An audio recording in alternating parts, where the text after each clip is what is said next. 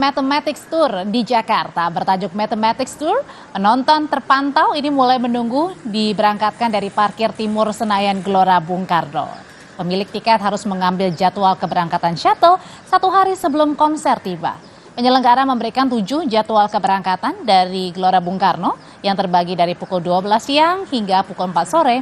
Fasilitas shuttle diberikan karena ada perubahan venue yang semula berlangsungnya di Gelora Bung Karno ke Jakarta International Stadium. Perubahan venue ini diakui membuat sejumlah fans penyanyi asal Inggris kecewa karena tidak bisa melihat idola mereka tampil di GBK.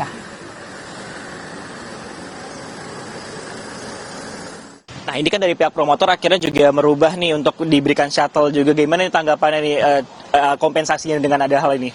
Sebenarnya keren juga sih sebenarnya kalau misalkan pindah ke JIS tapi kita diberikan kompensasi untuk ada shuttle ini kayak gini. Jadi ya it's okay lah gitu. Bahkan kita shuttle-nya ini kita war juga kemarin itu. Jadi kita war juga sebelum kita dapat shuttle ini.